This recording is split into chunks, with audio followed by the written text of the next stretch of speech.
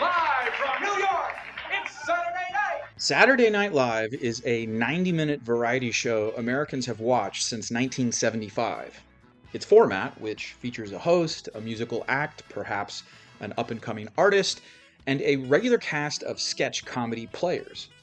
It quickly became a national sensation and launching pad for the careers of talented comedians such as Gilda Radner, Chevy Chase, John Belushi, Dan Aykroyd, Eddie Murphy, and the list goes on and on. Characters created on Saturday Night Live have spawned numerous films, as well as cult comedies created by cast members since the 1980s. Film critics, for their part, have frequently disliked these movies, and from the very beginning, television critics have written scathing reviews about a show in decline, lacking cultural relevance, or in a state of renewal. That makes me think of another show. Major League Baseball is the oldest professional sports league in the world, and practically ever since the establishment of the National League in 1876, critics have decried the game's supposed decline from its earlier eras.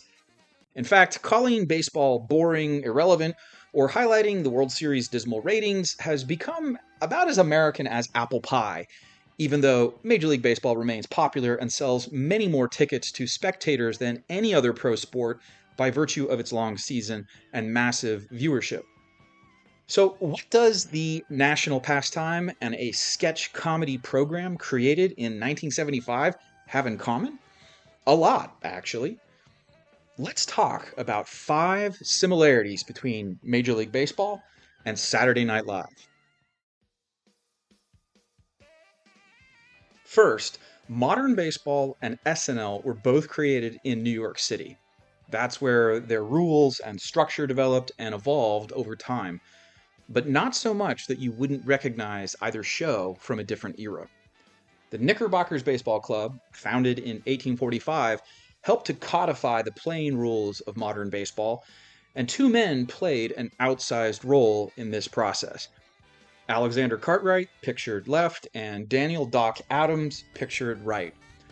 They were a part of establishing a diamond-shaped infield with foul territory, 3 outs per inning, 9 innings per game, and setting the base paths 90 feet apart. Lots of other things were different at the inception of New York rules baseball, but the structure of the game, its rules and positions, was in place by 1860 and would be recognizable to someone living in the 21st century. In 1975, NBC executive Dick Ebersol, pictured left, envisioned a live comedy and variety show that would target a younger demographic. He brought in writer-producer Lorne Michaels, pictured right, who recruited the first cast of performers. Together, Ebersol and Michaels created the rules and structure of Saturday Night Live. From its inception, the show has had a runtime of 90 minutes, beginning at 11:30 p.m., and its format rarely deviates from a live cold open that concludes with, "Live from New York, it's Saturday night." Then the guest host greets the audience and gives a monologue. From there is usually pre-taped content or one of SNL's commercial parodies, live sketches, perhaps a recurring sketch, the first musical performance, weekend update, more sketches, a second musical performance, a final sketch, and then good nights. That format hasn't changed much in 50 years. The same can be said for baseball. Much of it is the same. Second, both shows were countercultural at the point of creation. Baseball deviated from England's cricket or rounders. It moved faster than cricket and instituted the concept of foul territory, unlike so many other bat and ball games across North America. Baseball challenged societal norms too. Men of different social classes played it, meaning it was democratic and inclusive. And the game prioritized leisure time for adults instead of the puritanical focus on work, discipline, and moral rectitude. Not very long after its creation and spread, the New York game took hold in East Asia and several Caribbean nations. In a different century, Lorne Michaels and his not ready for primetime players challenged the entertainment landscape from 30 Rockefeller Plaza in New York City. From the outset, SNL's social and political satire had an anti-establishment edge rooted in 1960s counterculture. The show mocked politicians, corporations, and frequently pushed the boundaries of what was considered acceptable content on network television. And the simple fact that it was live made the show exciting and unpredictable. Like baseball, the idea spread. Saturday Night Live influenced various North American TV shows, including Second City Television, Kids in the Hall, Fridays, In Living Color, and Mad TV, while versions of SNL have been tried out in countries as diverse as Mexico, Brazil, France, Italy, Russia, China. I'll bet you can guess there are limits to mocking state institutions and leaders in the last two countries, South Korea, Japan, and Australia. Only the South Korean version achieved a noteworthy success. Third, competition is fierce in both games. Many are called, few are chosen. Getting to the top and staying there is hard. Professional baseball once recruited nationwide from industrial leagues, amateur and semi-pro teams, even sandlots. Eventually, a nationwide network of organized pro ball developed, the minor leagues. Those leagues are highly international today, with large numbers of Latin American players arriving to move up the ranks, while Asian stars regularly sign big league contracts in the 21st century. SNL has a history of recruiting talent from the Harvard Lampoon, stand-up comedy clubs, and a very high percentage of its performers have come from the Second City, an improvisational troupe in Chicago, and the Groundlings, another improvisational group in Los Angeles.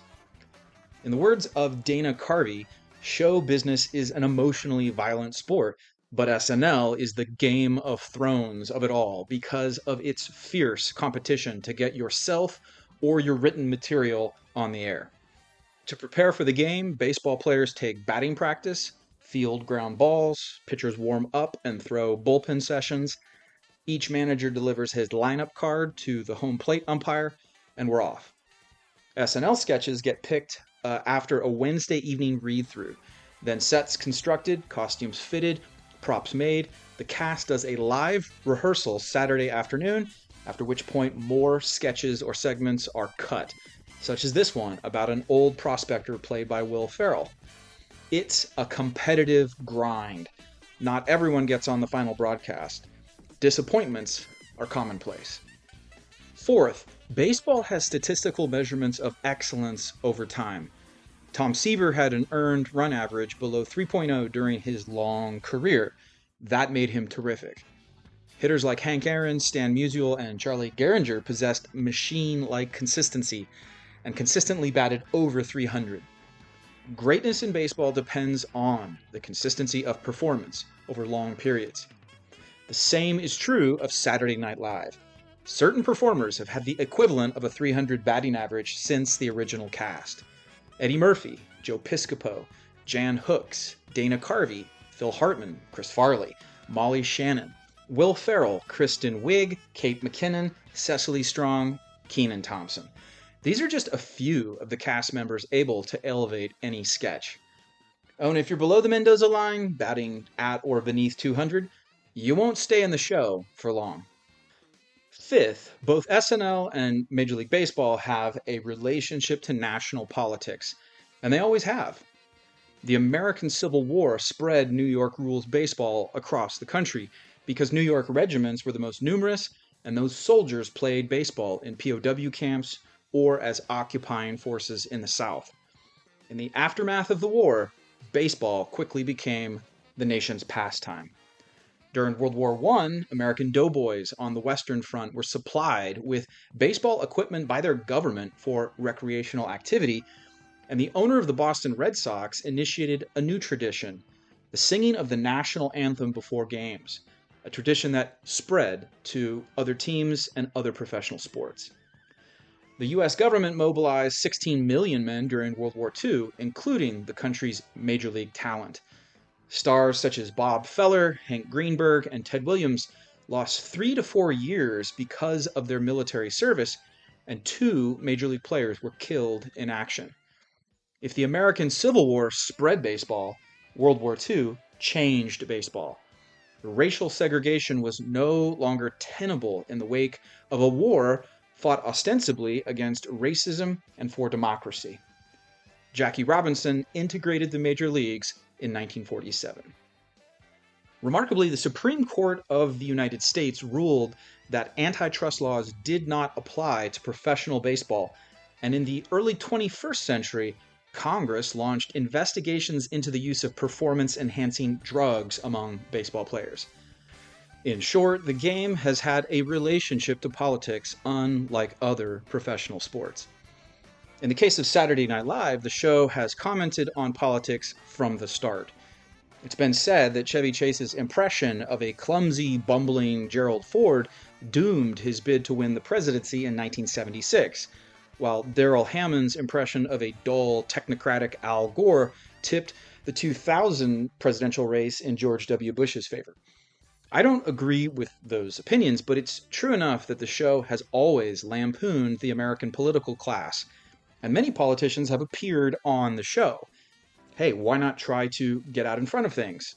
Show I can take a joke, that I'm a relatable human being. There have been memorable political impressions from cast members over the years, and whether or not you think the show's political stuff is good or biased, it's designed for mass consumption, and it goes back to the show's beginnings. In conclusion, baseball possesses cultural power in the United States because of its age and relationship to national events. And the same can be said for SNL. After all, staying on network television for 50 years might as well be the equivalent of 150 years. Because each show has been around such a long time, and the formats are essentially unchanged, we can make comparisons between eras and their cast members. How do the achievements of players such as Ty Cobb and Walter Johnson compare to those in the present? SNL's first cast established the show with iconic sketches and catchphrases, and all subsequent casts have been compared to the original 7 performers. Both shows have shaped the American lexicon. Baseball's place in idiomatic English is well known, while SNL has supplied innumerable, perhaps short-lived catchphrases. I have more cowbell. Both shows started in New York City and have since exercised international influence.